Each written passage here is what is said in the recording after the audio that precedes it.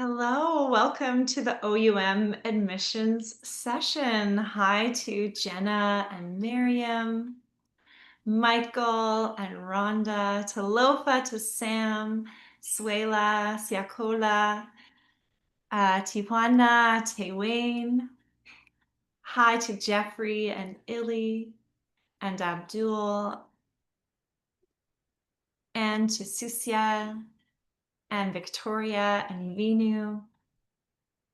Hi to Saya and Rhonda, Renee and Malik, and Kimberly.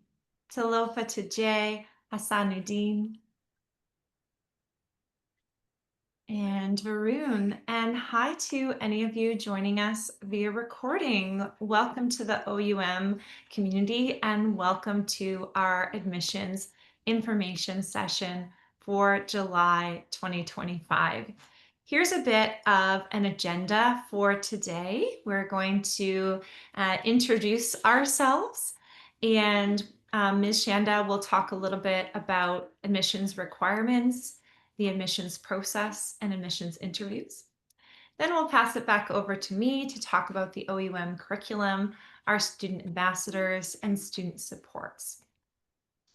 We have time at the end for question and answers and some next steps on our admissions process.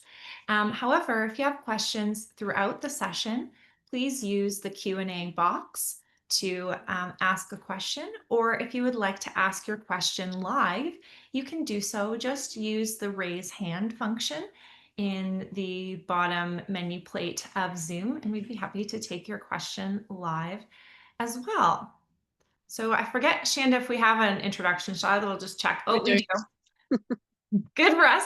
So I'm Associate Professor Nicolette McGuire. It's wonderful to see some faces that I've seen before in our previous OUM webinars series, and some new names and faces as well. If you haven't met me yet before, I am OUM's Associate Dean for Student Engagement, and I've been with the university since 2012 for the last 13 years. And in addition to my role as Associate Dean, where I support each of you as part of the OUM community from the time you are a prospective student all the way through becoming a student at the university and becoming a graduate and alumnus of OUM, I also teach in our preclinical curriculum in the reproduction and endocrinology courses, and a little smattering throughout the transition years and other classes as well. So I'm now going to pass the floor over to my colleague for her to introduce herself. Please go ahead, Ms. Shanda. Thank you very much, Associate Professor McGuire, and welcome everyone. I'm happy to see you all here today.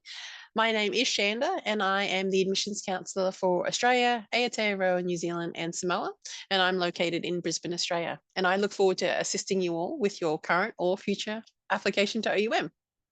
And I think we can go to the next slide now, and I can start my little spiel about everything else. All right. So today I'm going to talk about the entry requirements and so on, and the application process for applying to OUM. So the minimum entry requirements to be considered for entry into OUM are: you need to have completed at least a bachelor's degree with a GPA of 3 on the 4-point scale, 5.5 on the 7-point scale, or its equivalent. So if you have studied at an institution that has used a different grading system, you can contact your admissions counsellor or the admissions office so that we can calculate your GPA for you. We'll just need your official transcripts and your grading system so that we can do that. If your GPA from your previous studies is slightly below the requirement, I do encourage you to contact the admissions office to discuss your degree and your suitability for the program, and we'll provide you with advice. So don't just look at it and go, oh, I'm not eligible. Just contact us. If you have completed degrees above a bachelor's degree, that is wonderful, but we do want to see all of your tertiary studies in your application, so bachelor degree and anything beyond that as well. And if you've studied anything that's giving you credit as well, we want to see that as well. And now, although it isn't a requirement of applying to OUM, it doesn't hurt that you've completed some science subjects. So if you studied something like biology, biochemistry, human anatomy, and physiology, it will help to strengthen your application. We also require English language proficiency. So if English is your second language, but you have studied at an English speaking institution, you should meet our requirements. But if you're unsure, you can contact your admissions counsellor and we can give you some advice on whether you meet the requirements or whether you need to sit an English exam. At OUM, we don't require GAMSAT or MSCAT scores for entry, which is good news. But it is important to note that we do only accept applicants who reside in and are citizens or permanent residents of Aotearoa, New Zealand, Australia, Samoa, Canada, and the US, including American Samoa. So we will be requesting evidence of your citizenship or permanent residency as part of your application. All right, next slide, please. So it's important to get all of your questions answered. And I encourage all of you to make contact with the admissions office. I say this over and over. You can call us, you can make an appointment, you can email us, and we will help you to answer all of your questions. The OUM program is unique with its online curriculum and fee structure, among other things. So it's just really important that you contact us to get all your questions answered before you apply and or before you submit your application. Two of the biggest challenges that our applicants face is understanding the workload and the financial commitment. The MD program is a full-time intensive program and it takes a huge time commitment. So we want to make sure that you and your loved ones understand that commitment. The second biggest challenge is understanding what the program is going to cost. Can you afford it? As we are a Samoan institution, our students generally are not eligible for government student loans. So you do have to pay for the program out of pocket. How are you going to do that? So you really need to think about that and have a plan in place to be able to afford the program for the duration. So once you have all of your questions answered, you think you meet the entry requirements and you have your head around all the time commitment and the financial commitment, we do encourage you to apply online. So to start your application, you can go to our website, oum.edu.ws, and click on the Apply Now button in the top right corner. We have 2 intakes per year, January and July, next one being January. The closing date for January is the 1st of September, and for July, it is the 1st of March. So there's still time to apply for January now if you're interested. If you are thinking about applying, I encourage you to apply as soon as possible.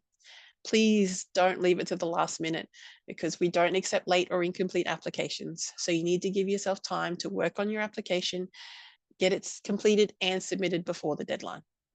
All right, next slide, please. So what do we need for a complete application? We require official transcripts and testaments or awards for all of your previous studies. And like I said before, especially if you've been awarded credit for previous studies, we need to see all of those transcripts. In the online application, there are instructions on how we want to see those transcripts and how we want them sent to us because every region is different. Like for example, in Australia, Canada, and New Zealand, we use MyEquals. And in the US, we use parchment.com. However, there are other ways you can send us documents. So see the instructions on the application form or contact your admissions counsellor if you need more information. If you've studied overseas, like outside of our 5 countries that we accept, you may need to have your degree evaluated and you'll just need to, or your admissions counsellor will just let you know if that is required when they look at your qualifications that come through. Another thing we need is we require 3 letters of recommendation. One of those has to be from a medical doctor, and we collect those letters on your behalf. So what you'll do is when you're in the application, you'll enter your reference details into the application. And once you pay the application fee, we will contact your references directly to ask them for their letters. And then in the email that we send them, it'll state what we actually require from them.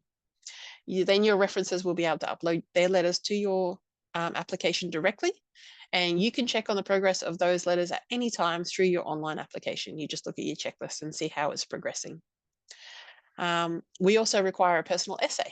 So this is the chance for you to tell your story and explain why you want to be a doctor, what motivates you, why do you want to study at OUM? There's no set word count or format you have to put it in, but I like to encourage people to keep it to 2 pages if you can, because many people have to read these essays and we just don't want to take up too much of their time. And finally, we also require a CV or resume.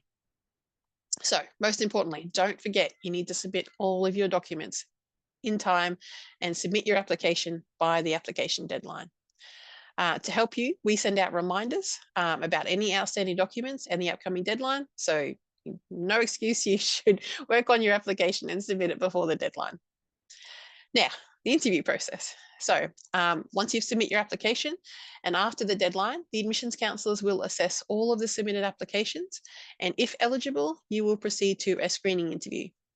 Um, if that screening interview is with an admissions counsellor, and we'll talk to you about why you want to study medicine, why do you want to be a doctor, why OUM.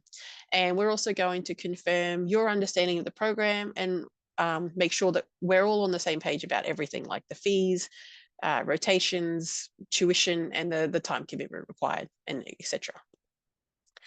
If that interview goes well, you'll then have an interview with the admissions panel, and the panel will determine if you are eligible for admission.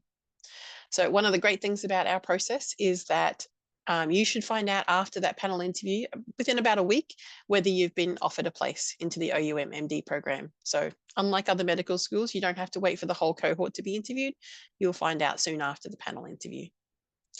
If you are accepted into the program, the admissions team will work with you to get all of your post-acceptance documents and intake fee in by the deadline, which for January is the 1st of December and for July is the 1st of June. And we'll go into more detail about that if you are accepted. So that's pretty much it from me. If you have any questions at all, please contact the admissions office. We are happy to help you. And of course, I'm here now to answer any of your questions if we have throughout the session. Thanks, Ms. Shanda. I see we are starting to get a couple of questions into the Q&A box, and we have a hand raised. So I encourage anyone else, if you have some questions about the admissions process, if you'd like to put those in the Q&A box. And we're going to start with the questions that we've received so far. However, I'm going to launch a quick poll, and you can let us know where you're at in your medical student journey by answering this poll. So just let us know, are you at the point of considering changing career paths? Are you thinking about applying? Are you in the process of applying? Have you already applied, already been accepted? Let us know and we can provide you with some further information to support your journey and your choices. We really try at OUM to acknowledge each and every one of you as individuals on your own path and support you in the way that works best for you. And we're really for the most part able to do that because we are such a small school. And so we just like to know a little bit more about you to help you on your decision-making process and this very significant decision in your life. So I see we have some answers coming into our poll. We have about 50% of our audience today who are thinking of applying to medical school, about 29% in the process, some who've applied, and even one of our attendees today who's been accepted. So congratulations to the individual who's been accepted into medical school. And for those of you who are thinking or in the process of applying, it's a really big decision. So we really want to make sure that you feel comfortable with the information that you have and that you feel like you will be a really good fit for the OUM community if you choose to pursue your medical education with us. So thank you for letting us know. It's hard to know, from a poll what your individual specific needs are. So we really do encourage you to reach out by emailing our admissions email that's at the bottom of that slide. Our admissions counselors really want to get to know you and your personal circumstances so that they can answer your questions and help you decide if OUM is right for you. And you know what? A lot of times people are like, oh, I don't want to necessarily email because I haven't made the decision yet, or I don't want to be committed to anything, or the admissions counselors might judge me or be really scary, but Miss Shanda and Miss Camille are so nice. And they really are there just to provide you with information and help you make a decision that's right for you. So I really do encourage you to reach out. And if you have any specific questions, we're going to start answering those right now. If your question or things that you wanted to know about weren't covered in the general information that Ms. Shanda shared. So thanks everyone for participating in that poll. So I see that someone in our Q&A that wished to remain anonymous, which is completely fine. They asked Ms. Shanda, can I start my MD degree during my final rotation in pharmacy school? I'm 100% sure of the challenges but I'm capable of it. I really like that confidence. I'm also finishing up a PhD degree and have two masters and a BS in health science, but I still have a deep desire to be a physician. So, Ms. Shanda, what would you recommend for this lifelong learner about starting their medical student journey? I'll say lifelong learner. That's amazing. What you're doing is amazing. So from an admissions perspective, you can apply based because you have completed a bachelor's degree. We'll just want to see everything that you've done to date. You don't have to complete your pharmacy before you apply. However, when it comes to studying the program, you might want to uh, yeah, think about the challenges ahead. You're doing a PhD, you're finishing your pharmacy rotation, and you want to study this intensive medicine program. I mean, Associate Professor Maguire might have more to say about that, but from an admissions perspective, you can start an application based on what you said, and we'll see how you go. Yeah. We definitely won't deny you based No, on that. no. And I have some further information in my section, kind of like a day in the life and what your schedule might look like. So you can take some of that into account once you have some further information on that. And we're happy to discuss with you in a little bit more detail later. Sheila, I see that you have your hand raised. So if you would like to ask your question live, I've just clicked a button in Zoom that allows you to talk. So if you would like to, if you have raised your hand because you'd like to ask your question live, you should be able to do so now. And I'll just pause for a minute or two. And if you'd like to go ahead and ask your question, Sheila.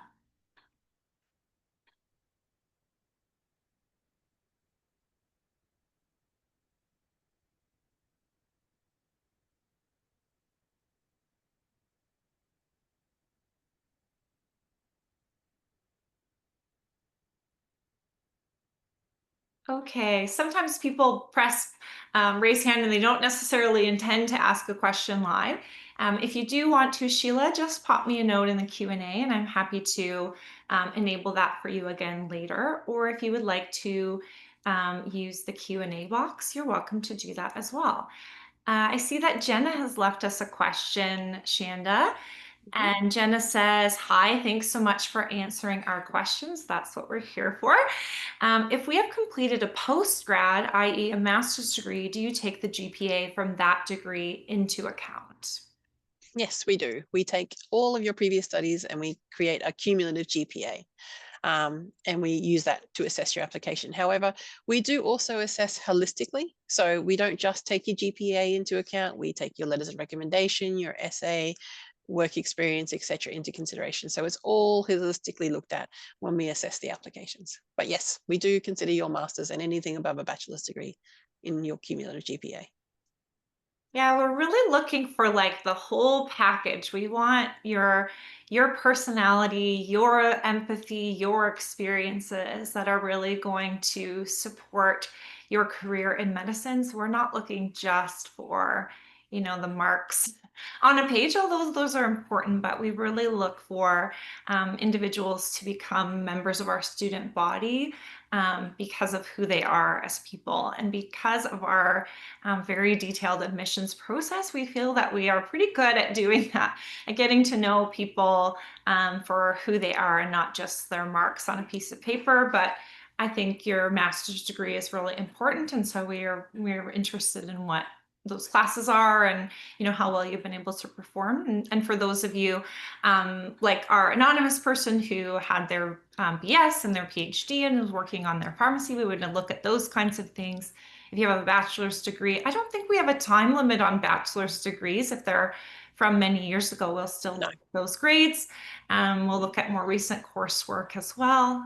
We just want to kind of get to know what's been your path so far. Would you be a good fit for our program? So thanks for that question, Jenna.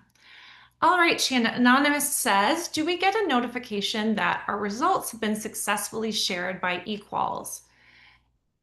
Also, are we supposed to send our study plan sheet via the reply method on Gmail? Oh, I'm going to just stop. We'll ask these one at a time. So do we get a notification that our results have been successfully shared by eQuals? I don't think you do. Or there may be something in your portal that says that it's been opened by us, but I'm not sure you get a notification. But we get an email when you share anything through MyEquals, and we then download it as soon as we can and add it to your application. And you'll notice on your application in your checklist, if we've received your transcripts and they meet the requirements and there's nothing else outstanding, we will go in and update to say that we've received them. So you'll get a tick on that particular transcript. Thanks. Okay. Now, are we supposed to send our study plan sheet via the reply method on Gmail? And would we also get a notification if that has been completed? So yes, you just reply and send us your study plan via Gmail to our admissions email address or to your admissions counselor. And no, you won't get a confirmation about that. We just add it to your application and then we start the assessments, which is your next question, I believe.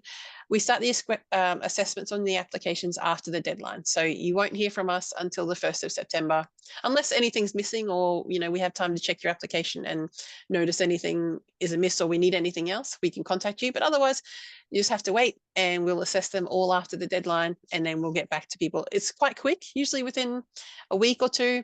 We assess all the applications and start organizing the screening interviews if you are eligible for one. If you're not, we'll also let you know about that as well. Yeah, thanks. And they said, apologies for the extra questions and thank you in advance. Sorry. No, Sorry. no apologies required. Okay, Joshua says, can the intake fee be a payment plan too? And once I complete the entry class and move to cardio, that fee, I understand, can be a 12-month payment, but what about after the 12 weeks of cardio? Okay, so intake fee, no, it cannot be paid as a payment plan. Unfortunately, it has to be paid up front and it has to be paid by the deadline. So 1st of June for the July intake, 1st of December for the January intake. So you do have to pay that up front and the cost varies. You'll have to go to our tuition and fees page on our website to see what the tuition intake fee will be for you for 2026. While I'm talking about that, I mentioned that the 2026 fees are not on the website just yet. They'll be, we're waiting for the government to release a CPI increase. And then around September is when we put out our new fees. So let's hold out for that. Now, payment plans. So you have to pay your intake fee up front and the intake fee covers the first unit and some of your research units. So that's paid for. And then cardiovascular is the next unit and you do have to pay for that when that comes around. So what you can do after you pay your intake fee, you can go into your account and opt to go on a payment plan. And the bursar will figure out how much tuition you owe for the rest of the academic year and split that out into monthly payments. So you won't be paying for just the cardio program or cardio unit over 12 months. It'll be all of your tuition for that year spread out over 12 months. And then you pay that amount on the 1st of the month every month until the end of the year. And then you can opt in for the payment plan again the next year. But you can also opt in and out of all the different payment plans. So there's options for you. And I recommend you have a look at the website under tuition and fees and download your individual PDF, your country PDF or regional PDF to get some more information. But yeah, 2026 fees will be out in September, hopefully. Thanks, Janda. All right, Anonymous would like to know, what are the application fees? Yeah, the application fee is $250 and you pay that in your local currency. And you can start an application whenever you feel like it, and you can work on it, and you don't have to pay the application fee until you are ready to do so. But like I said, that is the trigger for us to send out the letters of recommendation request. So make sure you have time. You pay the application fee before the deadline so that we can get those letters from your references in time for you to submit on time. All right. And we have another anonymous. What again were the science courses that you mentioned would strengthen my application? So what did we mention? Human physiology and human anatomy. I can't remember. Biology, biochemistry. Biology. That's the one. Yeah, chemistry is usually, and we don't have required science courses that you must take. However, it really helps you as a student if you've taken those kinds of courses to begin with, because our program starts with a general principles course, which will teach things like cell biology and immunology and systems sciences. But it really helps if you have that kind of background. So we do look favorably on that if you've got those in advance, but they're not a hard requirement. So if you haven't taken those classes, in the past, you don't have to wait and take those before sending in your application. All right. I'm just looking through our questions and just seeing if there's any we should answer right now or some that we can hold. Oh, Anonymous would like to know, what if I can't get a reference from an MD? So Ms. Shanda mentioned that that we require reference letters, one from an MD. So they'd like to know, what if they can't get a reference from an MD? Yeah, unfortunately, that is a non-negotiable. So you do need to find yourself a medical doctor that you can get a reference from. So what we recommend is that you perhaps befriend or go to your local doctor in Australia, your general practitioner, and get to know them. Say, can I shadow you? Maybe get a job in like a part-time position in the medical center near you, so you can work with doctors, and you'll also get to know what the role of a physician is by doing that. And then you'll get to know a doctor, and then they can give you a reference. But unfortunately, that is something that you can't skip. If you don't have that, your application can't proceed. Great. Let's see. Okay. If you were accepted to the program, but you had a major life event happen, would the student be negatively viewed in reapplying to the university, Shanda? Absolutely not. It happens often. People have things come up. So absolutely not. We do not frown. Even if you go through this whole process and you decide that OUM is not for you, you will not be looked upon badly at all. It is. We want to make sure we're right for you as well. So if you have to, if you are accepted into the program, you are eligible to defer once to the next intake. If you can't do that, you are welcome to withdraw, and you are more than welcome to reapply in the future. Thank you. Okay. Shanda, would the screening and the interview be similar to MMI in Australia? No. So you're just talking. So with the screening interview with the admissions counselor, we're literally just having a chat, getting to know you and your motivations, talking about your academic history, etc.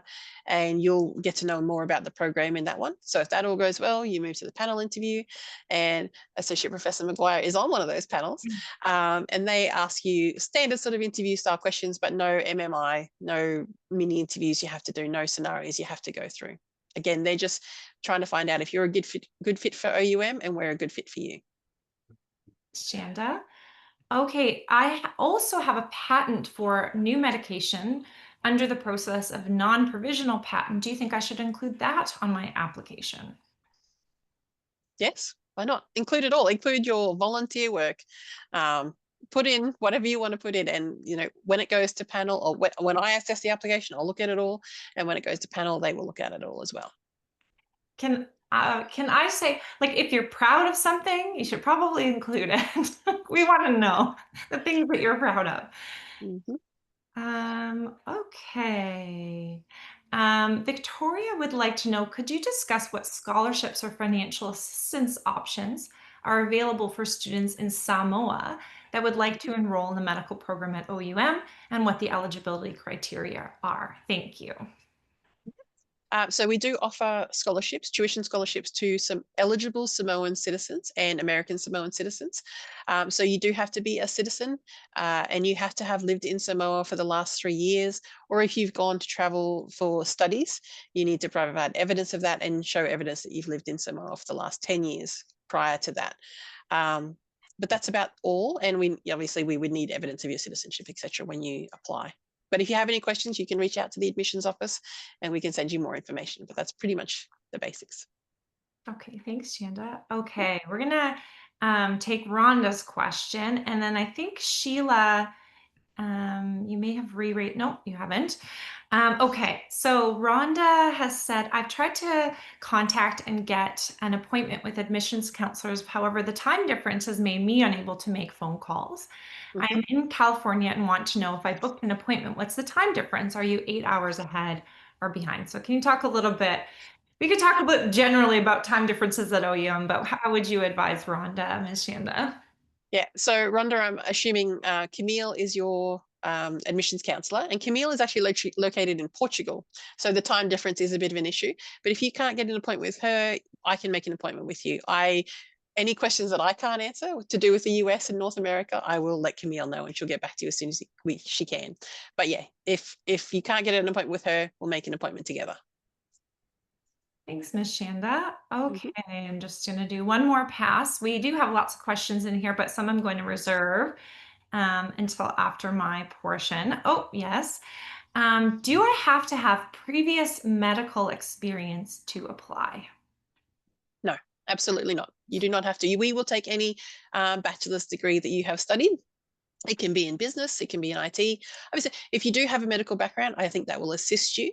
Like it'll give you some maybe a little bit of a bonus in your application. However, it's not necessary. As long as you meet those requirements we talked about, you should be eligible for the program. But you know, we'll look at your application.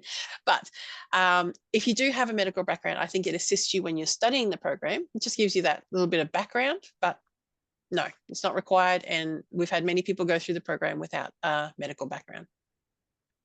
And it enhances our program when we have people of all different backgrounds. So please don't be discouraged when you see a few people asking questions about their medical background. We have lots of people who have backgrounds as nurses or paramedics or pharmacists, and we have lots of students who are engineers and scientists and teachers and graphic designers and business people. So don't be discouraged by that. We actually really love that in our classroom because it makes for a very fruitful and interesting discussion when people have different types of backgrounds. So, all right. So I'm going to give Ms. Shanda a break from questions, but we'll continue to take them. If you have more about the admissions process, please go ahead and put them in the Q&A box. We're going to transfer to my part of the session where I'm going to talk a little bit about the curriculum and what it's like to be at OUM.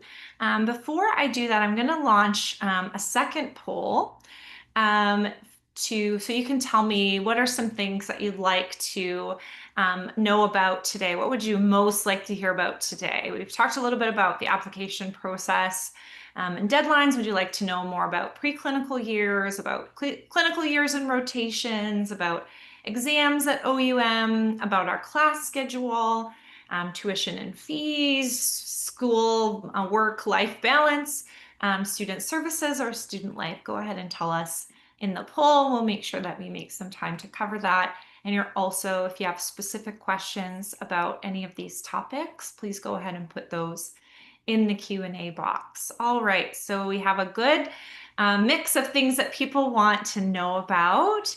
10 wanted to know about preclinical years and 15 about clinical years and rotation, some about 14 with exams, 16 with class schedules, more about tuition and fees, work and school life balance, etc. So I'll share those quiz results with each of you. And you should be able to see them now. All right, so we'll make sure that we cover these today. All right, so there were many people that wanted to know about preclinical years and clinical years and rotation. So I'm going to present that in the context of this curriculum slide, which is a gross oversimplification of what it would actually be like to go through OUM's program. But we basically have our curriculum split into 3 phases. The first is the preclinical phase. And that is where you will do your systems, your basic medical sciences. So our preclinical phase starts with general principles, which is a class designed to kind of put everyone at the same foundation. As Ms. Shanda and I said, we have students from all different types of backgrounds, all different types of work and school backgrounds, but also all different types of life backgrounds. So we want to get everybody kind of on the same page for their learning. So General Principles is an 8-week course. It's offered in January and July of each year. So all students entering the university take that with their cohort when they start. After successful completion of general principles, you move into our medical sciences courses, which are all system-based courses. So you start with cardiovascular, and then for many, you would go into urinary, pulmonary, endocrine, neurocrine, heme immune, gastrointestinal system, reproductive system, musculoskeletal, and tegumentary. And there's always one or two that I forget, but I think I've mentioned there's 10 um, courses in the preclinical phase. Ms. Shanda, are you laughing because you remember the one that I've missed, or did I get them all? I don't remember them all. I have to look at the sheet. Okay. And there was a Did really well. question. Yeah, there was a question that I received in the Q&A about the class structure. And so in the preclinicals. So let's see. Um, so many questions in here. Good job. Okay.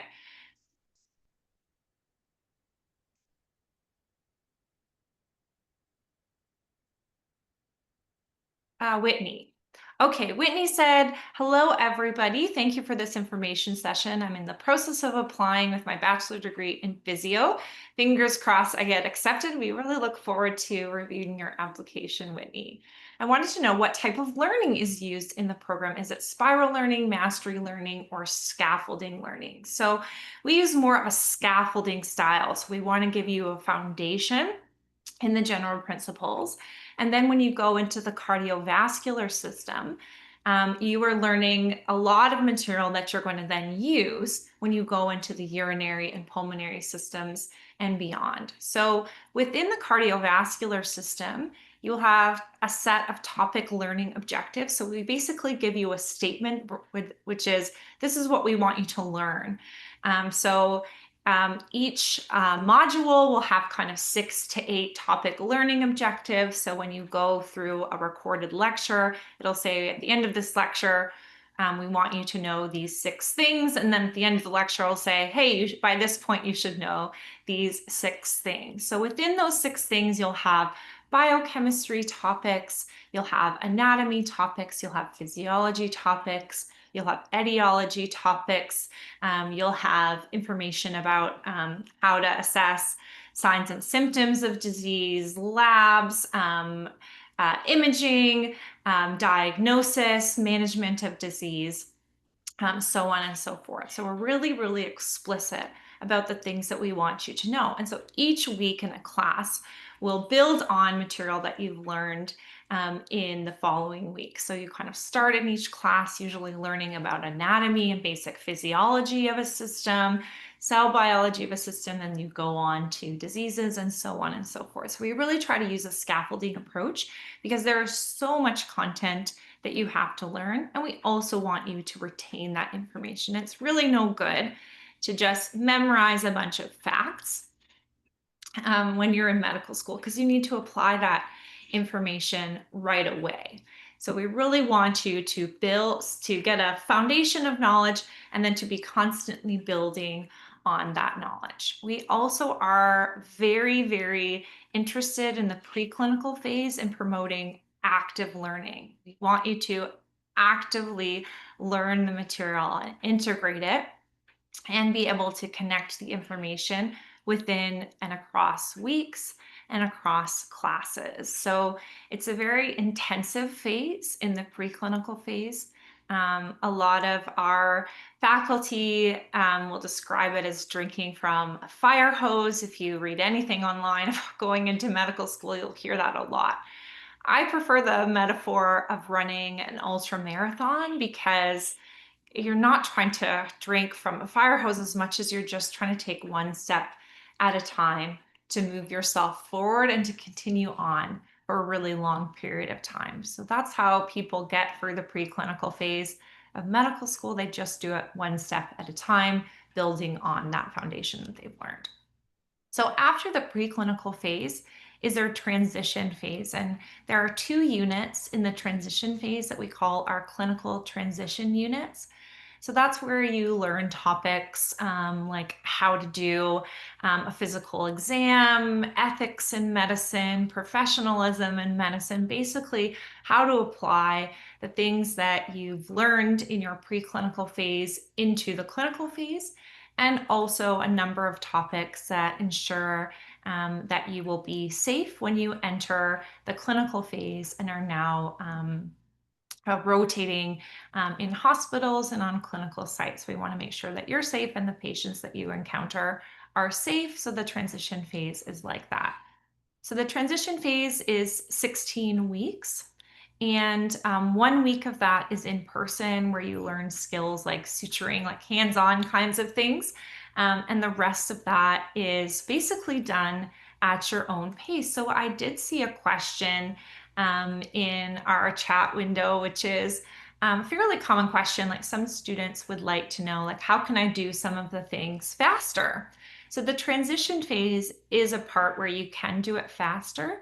There's 2 classes that are 8 weeks each, but they are self-paced classes. So you can actually move through those classes quicker if you would like. The only thing that you're held to is the scheduling of the in-person week, which is in Clinical Transition Unit 2. So you're held to that, but otherwise you can go through those classes as quickly as you like. So we did have a student that did CTU 1, which is an 8-week course. We had one student who did that within 4 weeks, so you can go a little bit faster. And then you are once you pass the transition phase, you go into your clinical phase. So the clinical phase is made up of core and elective rotation. So there are 72 weeks of rotation. So your rotations are things like family and community medicine, psychiatry, internal medicine, pediatrics, surgery, psychiatry. I said we have students who do a neurology unit. We have students who do anesthesiology. There's radiology, and so on. Oh, obstetrics and gynecology. I always forget a few of the Emergency clinical medicine. emergency medicine. And then, and you also have an option to do electives. So many students who would like to be general practitioners, for example, will do an elective in community and family medicine, and may go to a rural and remote clinic to do their family medicine elective. We have many students who are interested in anesthesiology, so they might do a rotation in anesthesiology. Radiology students might want to do a second elective in radiology, so on and so forth. All of our students in the clinical phase must do 1 4-week rotation at our campus in Samoa. And you have a choice of the type of rotation, whether you want to do a core or an elective rotation in Samoa. And you can do more than 4 weeks as well. I will say that a large number of our students do plan to do more than 4 weeks in Samoa, and some students who plan to do 4 weeks in Samoa, once they're there, opt in to try to get an additional 4 weeks, because the hands-on experience that you can get in Samoa is unmatched to anywhere else. So we have students who are scrubbing into surgeries there. We have students who are delivering babies. We have students who are going out into communities in their psychiatry rotation to do screenings, and are able to kind of connect in with community elders and children, and have a really, really wonderful experience in Samoa in their clinical phase. But all students at OUM must do at least 4 weeks of rotation there, and that's part of the mission of our university. So Grace, I see that you have your hand raised and you'd like to perhaps ask a question live. So I've enabled that now. So please go ahead whenever you're ready. Yes, yeah, thank you. I So, heard in the transition phase, I heard you mention it have to be like one time you have to be in person. Is it that we have to go to a place in our state, or we have to be in Samoa for the in-person practicals? I know for 4 weeks we have to be in Samoa, but you did mention some in-person part in the transition phase. If you yes. could clarify. Sure, thanks, Grace. So if you are in North America, you go to an in-person site in North America. Currently, it's in Kansas. Mm. If you are in Australia, the in-person site is in Brisbane at our university site in Brisbane. And if you are in Samoa, you do your transition phase at our TTM hospital campus in Samoa. Oh, okay. So is it like it's one day that I can possibly plan ahead of time? It is 1 week, and One week. our classes are all published on our academic calendar, Mm. and they're published a year in advance, so you can see the dates of the CTU2, the Clinical Transition Unit 2 in-person week on the academic calendar. So you'll be able to plan that well in advance Okay. of having to go on site. Perfect. Thank you. You're welcome, Grace. Okay. All right, so that's the curriculum in a nutshell in terms of our preclinical, our transition, and our clinical phases. Here's a little bit about what your life might look like as a student starting general principles in January 2026. So this is a sample daily plan. It doesn't mean that your plan will look exactly like this. You have to do what's going to work best for you. But this is a sample of what it might look like if you were an OUM student that has responsibilities for their preclinical courses, who may also have responsibilities where they have a job that they work at. They also are a community member and a family member and are a whole person. And so you have things outside of medical school that you need to account for as well. One of the most important which is sleep. So we have that listed first. So you should plan to sleep about 8 hours every night. We have a lot of students turning in study plans where they say, oh, I'll just sleep for 2 or 3 hours every night. It's certainly possible to sleep 2 or 3 hours for one night, or maybe even 2 nights. It is not a strategy that we would recommend over a 4.5-year medical program. You need to have a significant amount of sleep in order to retain and process the information that you're learning in medical school. So we encourage all our students to be sleeping 8 hours a night. And then you might wake up and have breakfast, have a coffee, have a chat with family and friends, making sure that you are maintaining your relationships and connections in your life that are important to you. We talk a lot at OUM about the importance of having a support system in medical school. So you have to maintain connections with your family and friends in your life because they are part of your support system. They are the ones that are going to be cheering you along in medical school, supporting you when you are ill, making dinner for you when you don't have time to eat, crying on shoulders when you're feeling the stress of everything. Make sure you're managing those relationships as appropriate. After that, you might be taking another hour for a physical activity or mental health activities or spiritual activities. And then you might take a full day of 8 hours for studying. So the way that our classes work is that they're broken into basically weekly blocks. On the Thursday before class starts, we release a set of recorded lectures. Usually there's about 7 to 10 lectures that are released, and each lecture is about 20 minutes long. And as I said before, our curriculum is based on these topic learning objectives. So you might have a topic learning objective in endocrinology that says, discuss the etiology, pathophysiology, anatomy, physiology, signs and symptoms, labs, and disease management for Graves' disease. That might be one of your topic learning objectives in a set of 8. So you have these lectures that are released to you on Thursday. So then you have Friday, Saturday, Sunday, Monday to kind of go through, study those lectures, read the chapters, use any outside materials. We don't recommend any specific outside materials. You don't have to use them. Many students do because they really like to just have a suite of things that they use. We had a question about textbooks in our Q&A. Are all the textbooks digital? They absolutely are. So you don't need to purchase any paper textbooks for any of the classes. at OUM.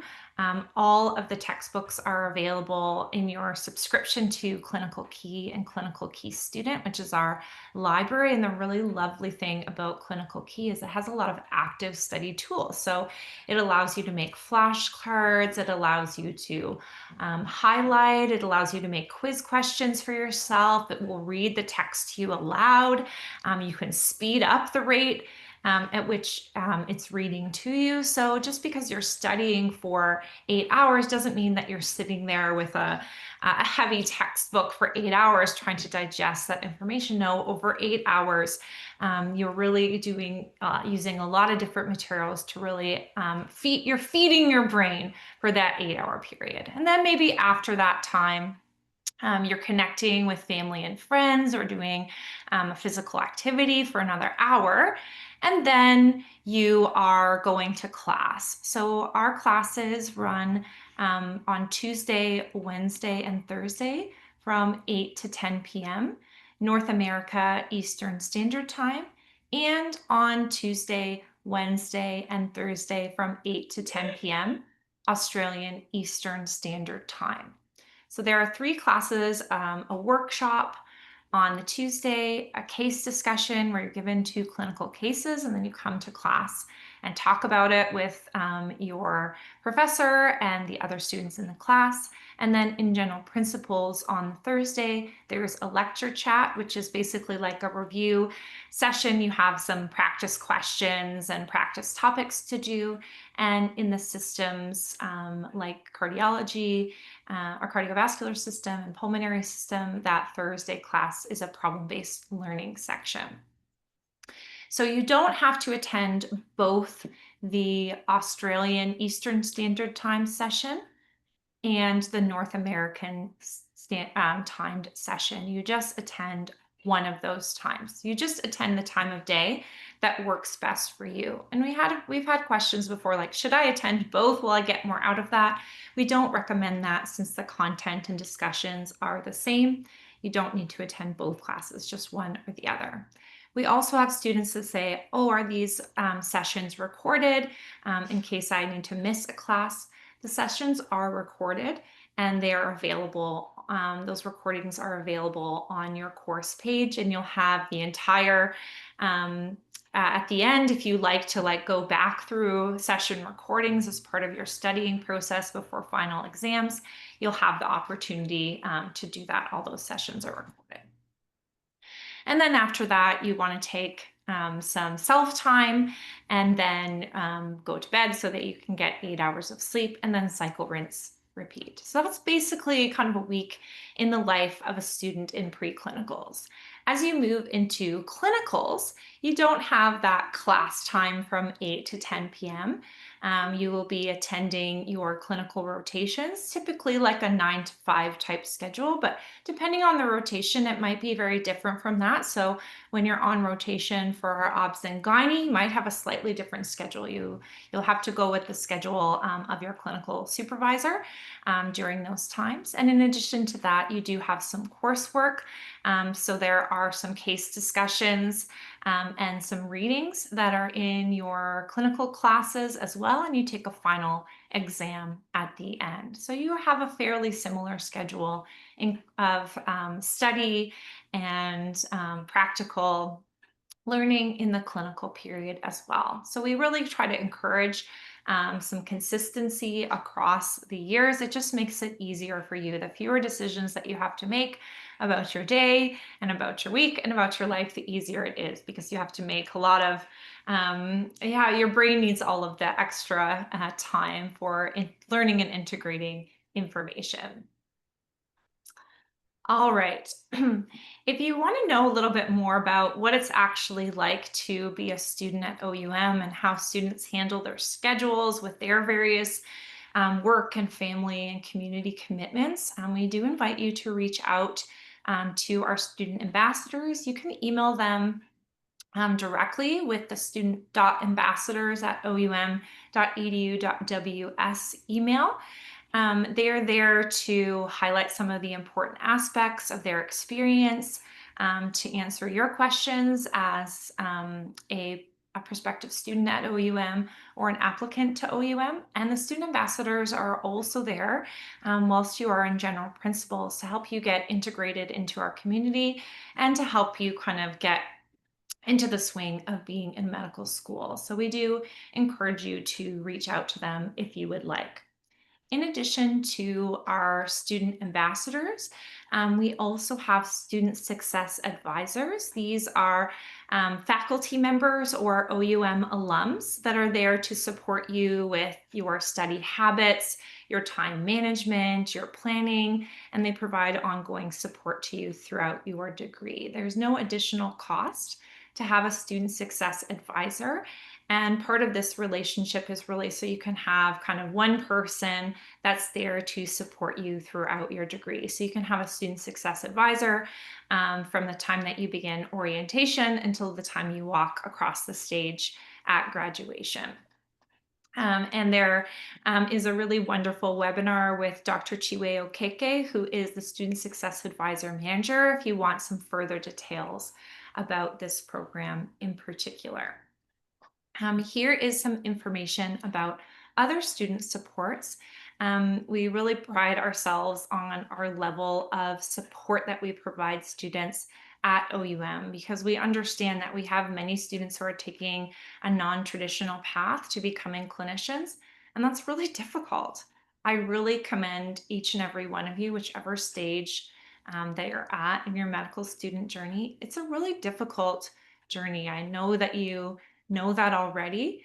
It's a really difficult journey if you have nothing else in your life that requires management. And it's even more difficult journey if you have things like family and community, things that change in your life. Sometimes we have family members that become ill. Sometimes our living situations change. Sometimes there are natural disasters that happen.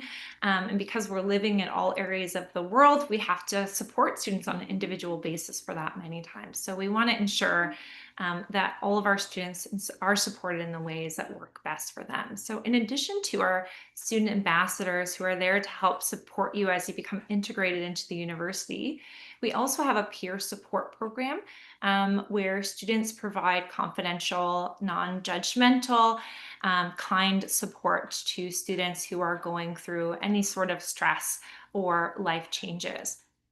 And there's really nothing that can replace the understanding that can be provided by a fellow medical student. They can understand that better than anyone else. So that program is also free and available to you throughout your time at OUM.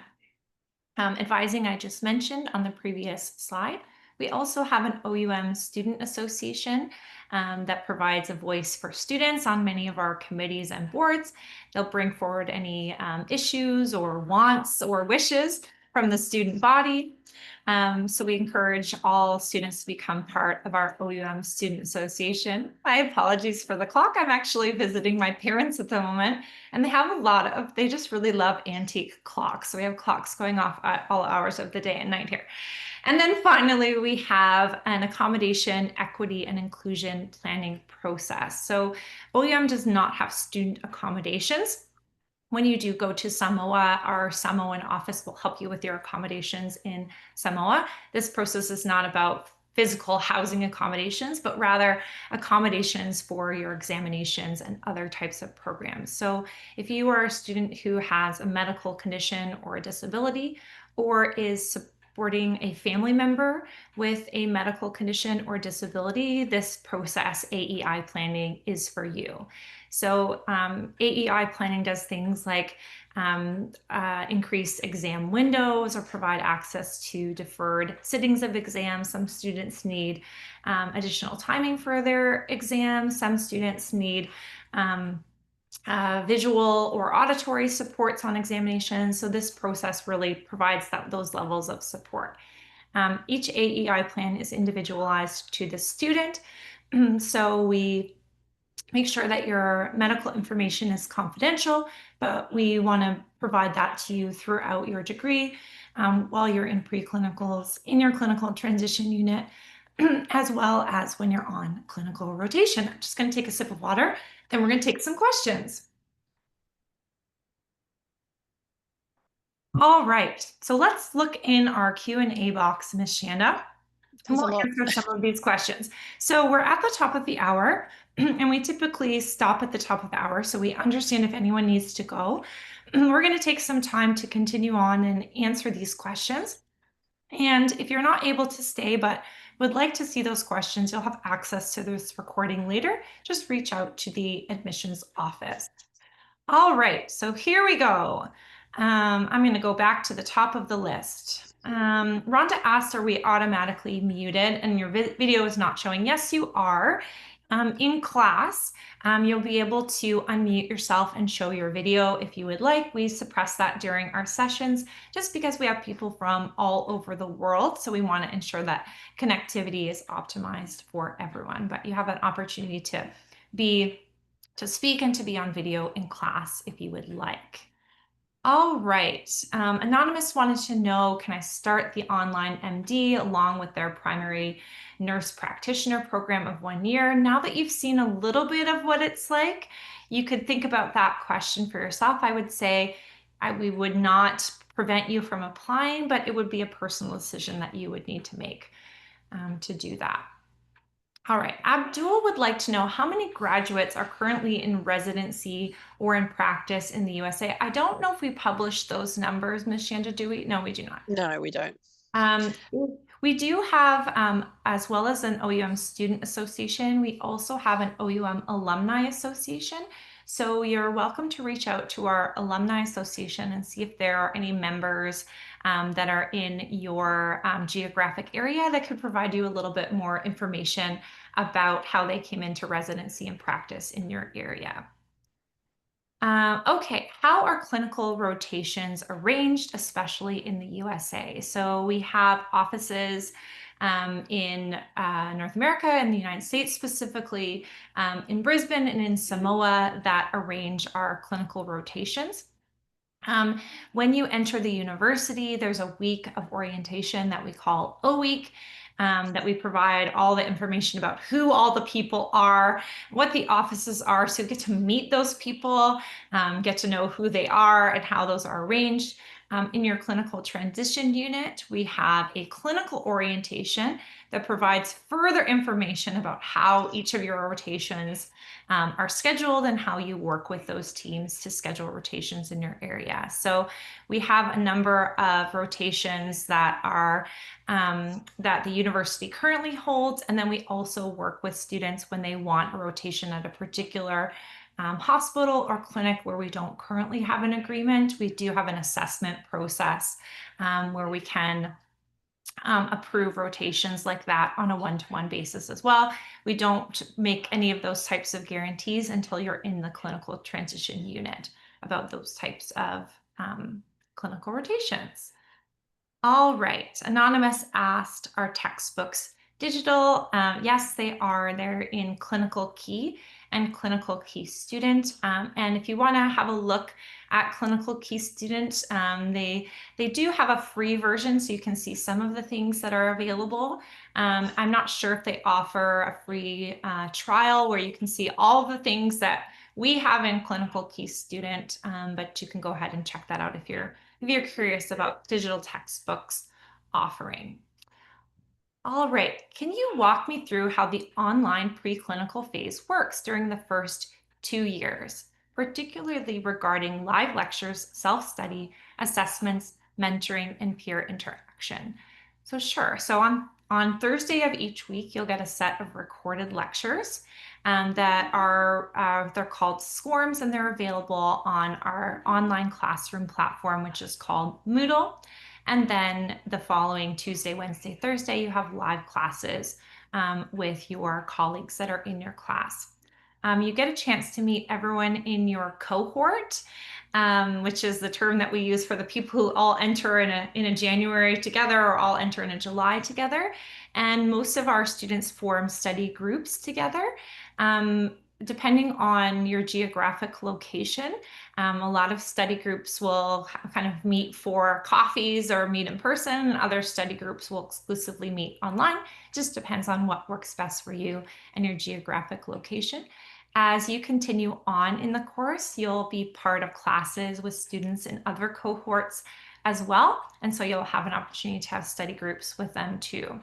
In addition to those study groups, our OUMSA has developed the student-to-student learning program, where before each exam they have an open study hall where students bring in practice questions and practice modules that they've developed to help everybody study together prior to exams. There are 4 exams in each unit, a multiple choice short question exam, 20 questions, then a midterm. In general principles, you have a written assignment, and in the other classes, you have an oral exam and then a final exam. Each class is a different length. So for example, general principles is 8 weeks long, and cardiovascular system is the longest at 12 weeks. And those exams are evenly dispersed throughout the course. So that's a little bit about how that looks.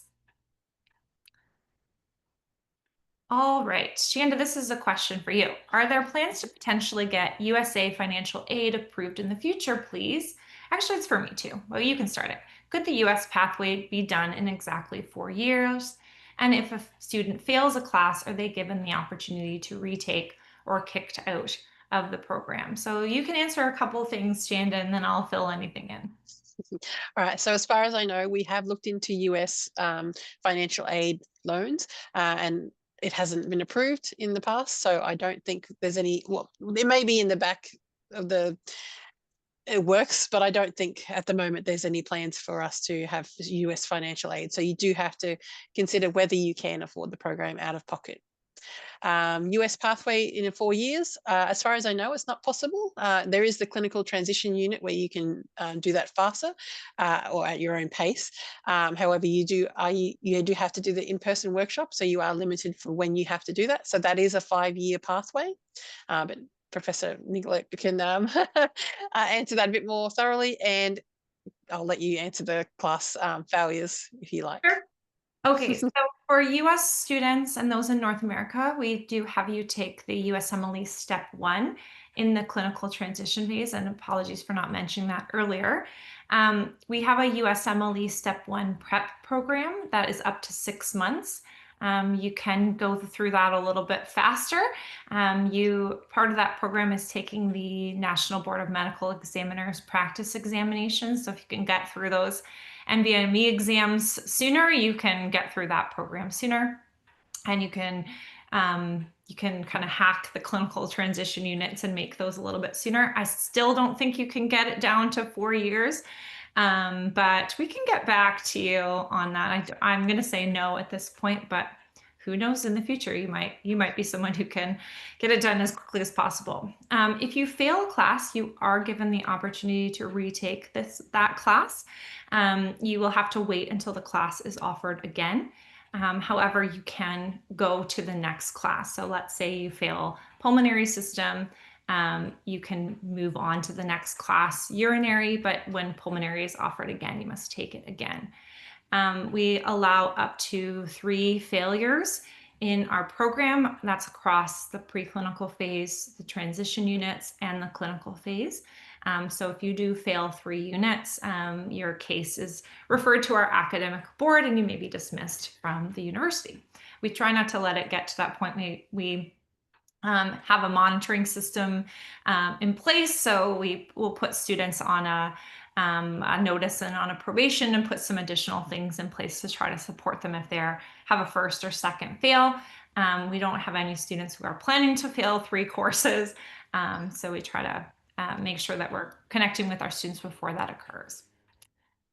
Okay, regarding clinical rotations in the US, are the students responsible for covering all associated costs, such as rotation fees? So you are responsible for the hospital-based fees.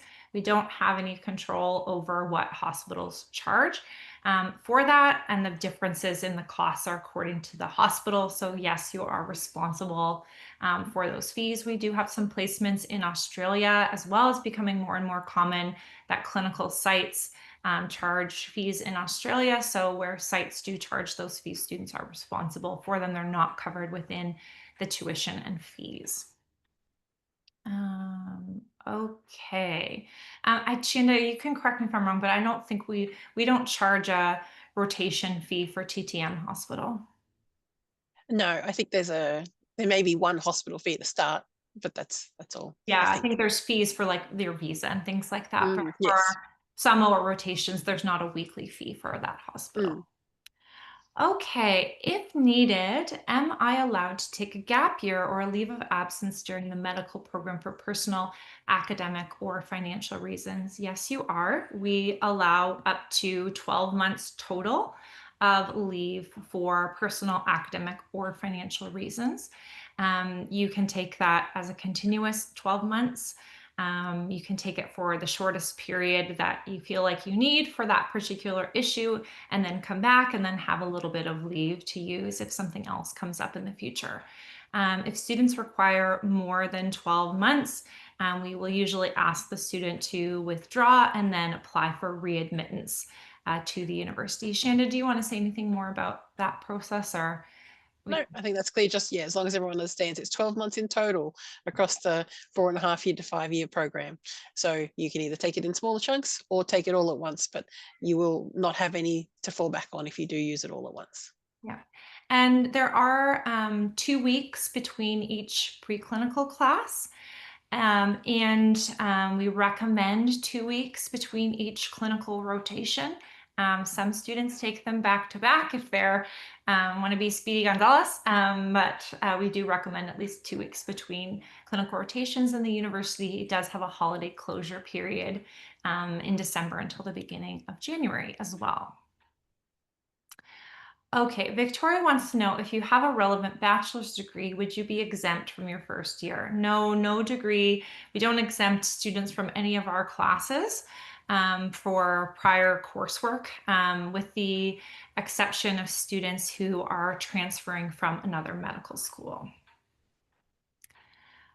Okay. Joshua wants to know, I had a hard time finding the actual number of units for each module to calculate the cost for the year, monthly, and or pay as you go. So you won't be able to accurately calculate the cost until we release our fees for the next year, which we can't do until the government's released the CPI.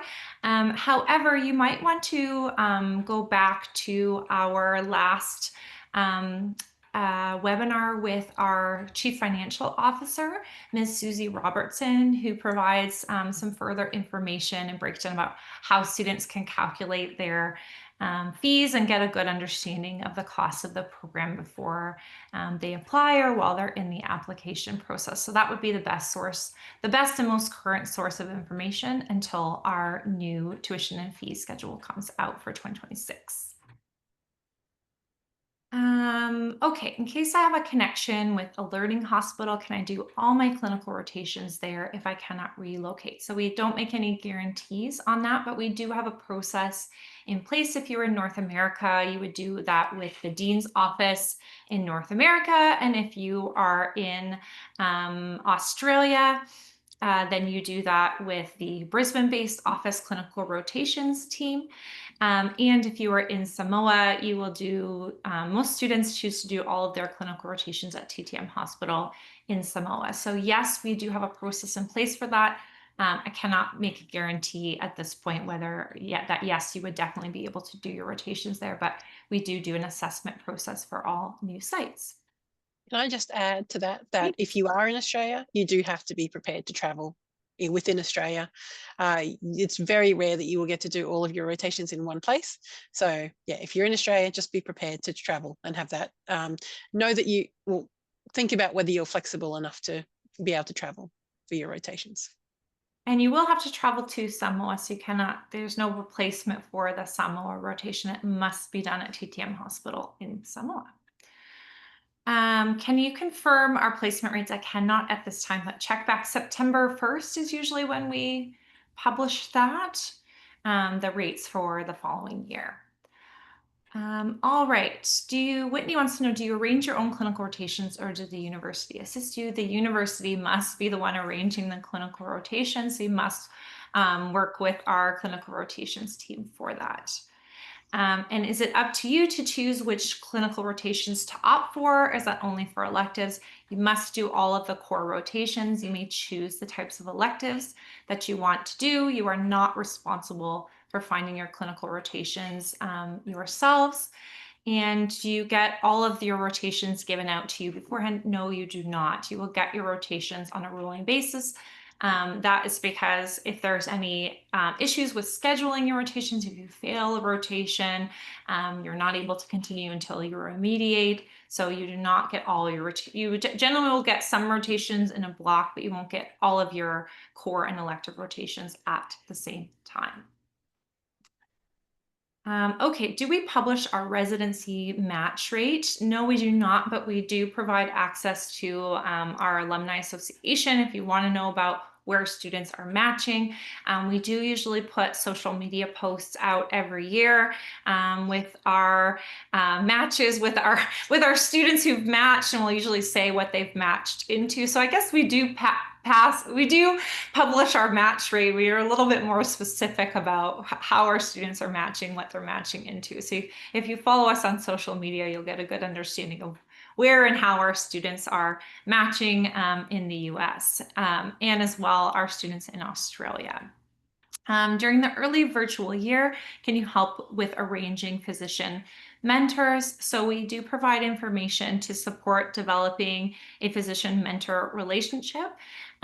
You're welcome to reach out to our alumni for a mentor. We do not require students to have a physician mentor. If you want to have one, you're welcome to reach out to our alumni. A lot of our students who want to have mentors will usually reach out to their GP's office first. We have a lot of students who want to be GPs, and so look for those kinds of things. Or you sometimes will meet clinicians throughout your time at OUM that you are like, oh, I really connect well with that person, would like them to be a mentor. So like with any mentorship process, it should really be more organic. We don't require that you have a physician mentor, so don't feel like, oh, I've got to figure out who that's going to be before I enter the university. So we can provide some further information on that once we get closer towards the date. All right, I do think we have a few more questions. We're going to hang in there and try to answer as many as we can for the half hour. Do these classes, are they required to attend in case I have pharmacy rotations at that time? You are not required at this time to attend class. I can't say in the future that we won't require you to attend classes, but at this time we don't have that requirement, and the classes are recorded if you have to miss for a pharmacy rotation or any other reason. Okay. It is highly recommended that you do attend live though. I think it's very difficult. Like the classes are discussion based. So Mm. you're really not getting a lot out of it if you're listening to a discussion and you're just kind of passively learning, unless you're like, pausing it and adding your own things asynchronously. You're not going to get as much out of it. Like, discussing a clinical case is really, you'll get so much more out of that if you can come to class and attend that and be in a discussion about a clinical case. It's a much more rich experience. And it's kind of a lonely experience if you're just trying to attend via recording. So I do recommend that you do that. You'll get a better learning experience overall. Okay, what grading scale does OUM use for preclinical and clinical phases? So we use an HD to pass system. So there's high distinction, credit, pass, and fail. In order to pass a class, you have to get a 60% or higher, so all the way up to high distinction, 90% or above. So what percentage ranges correspond to high distinction, credit, pass? I don't want to give all those specifics just in case there's any changes over time, but pass is 60 to 69%, high distinction is 90 to 100%. Minimum passing grade is 60%. So you must get a class grade of 60% in order to pass that class and not have to retake it. We do offer supplementary exams for students who score in the 55 to 59% range. You would have an opportunity to resit your final exam in that class. And if you pass that, you can pass with a 60%. Is there a white coat ceremony? No, we don't currently have a white coat ceremony. for our students in North America. Rhonda wants to know, do students have to think about quitting their job during clinical rotations, or can we find rotation that best fits their schedule? How many days a week are rotations? Shanda, you want to start that one and I'll add anything in. Yep. So yes, we do recommend that you give up work at this point because you will be too busy working in the hospitals or learning in the hospitals and clinics to maintain your role in a work position. And also you may have to travel and relocate for some of those rotations. So it'll be very hard for you to maintain your working while you're doing this. So yes, we do recommend that you give up work at this point. Yeah, your clinical supervisors will not be flexible for the time that you need to be in rotation. They won't account for your work schedule, so you won't be able to do that. And the rotations are generally 5 days per week. Okay, how many months in a school year? January start to question, is there a summer break? School year starts second week of January, and the school is open until the 22nd of December. So that means that you can be taking your clinical rotations through that entire period. For preclinicals, we do have preclinical classes that start the beginning of January and then go to the end of November plus final exam periods.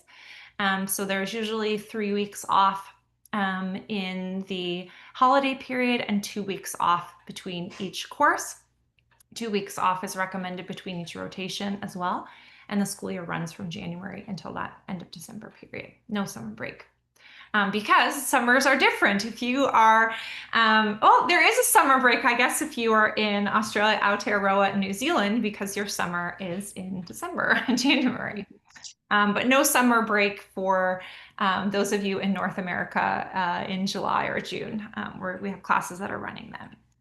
How many new students do we take per intake? Michael wants to know. Our last intake class was for the July class, which started general principles this week. We had 46 students in that class. Shanda, you want to add anything to that? Yep. So it's around 46 to 55. I think we've had a maximum of 55. So it's a small cohort, but yeah, a good cohort. Yep. Okay. Anonymous would like to know, is OUM AMC accredited in Australia? No, our accrediting body is PASCU, who are accredited by WFME, which means that you are eligible for internship and practice in all of the jurisdictions that OUM serves, but our accrediting body is not the AMC. So Australian graduates do have to sit the AMC exams prior to gaining their internship. You'll hear stories from different students who had access to some of the other pathways, but for the most part, you should plan to sit your AMC 1 after graduation. And we I think just approved our AMC prep program. So we have USMLE prep, and now we have AMC prep as well for our Australian-based graduates. And Shanda, you want to add anything to that? No, that was perfect. They do have to do AMC exams and organize their own internship. Okay, I have a kind of long question related to someone's specific experience, so I'm going to hold that one and have our exam or our admissions committee reach out to you to provide some specifics for your case. But I do see your question. Go ahead, Shanda. Is there anything you Sorry, I want was just going to say it's written as anonymous, so I don't know who it is. So if you could actually just contact us at admissions at the email address shown on the screen, admissions@oum.edu.ws, and we can help answer your question, or we can ask the bursar. Okay, and it's about Australian-based tuition and fees. So if you've written that question, just reach out to us and we'll make sure that you get an answer to that. Okay, Victoria wants to know, other than the TTM hospital in Samoa, can you complete your on-site clinical phase somewhere else, or is it just in Samoa? So for TTM hospital in Samoa is where the Samoa rotations are done. If you are Australia-based, you can also do the rest of your clinical rotations in different sites in Australia. So you don't have to do all of your rotations at TTM hospital in Samoa, but when you do your required 4-week or more Samoa rotation, it is done at TTM hospital in Samoa. Anonymous wanted to know, will there be a prep course for AMC like there is for USMLE? Yes, that's just been approved. So there will be one for any of you who are prospective students at the moment. Okay. If during our clinical rotations, the clinicians we are shadowing are abusive verbally or etc., can we reach out to OUM and would this impact our degree, or are we meant to just deal with it? Thank you. No, you are not meant to just deal with it, whether it's in clinical rotations or any other time during your university experience. With us, we do not tolerate abusive or bullying behavior of any kind. We have a specific process in place where students are able to report what is happening and receive a resolution for that. It does not impact your degree. Typically, because if you're in a situation with someone who is grading you, we have to take steps to ensure that your grading and your academic progression isn't impacted. So you do need to, the one thing that you do need to reach out to do is to reach out and let us know of the situation. Sometimes students are upset that something has happened to them, but they haven't informed the university and allowed us to manage that. So we do have steps and a process in place for that. The actual process, I'm not going to go into detail right now. It's available in our student handbook if you are interested, but we don't tolerate that between students or between students and faculty or students and clinical supervisors or faculty to faculty at all. So we have a process in place to deal with that. It makes no difference at all to your degree. And we encourage you to let us know that it's happening. There's no repercussions on your part as long as you're reporting that in good faith. All right, Malik says thank you all. Thank you for joining us, Malik. And Anonymous wanted to know, I know you don't have 2026 tuition, but what was the 2025 tuition? We encourage you to go onto the website to look up the tuition in your local jurisdiction if you want to get an idea of the tuition and fees for 2025. It's published on our website right now. And this is our last two, Shanda. For now. For now. Okay. Students continue working during the first 2 years, or do you recommend focusing full-time on the program? What we recommend, we do have a lot of students who work during the preclinical phase.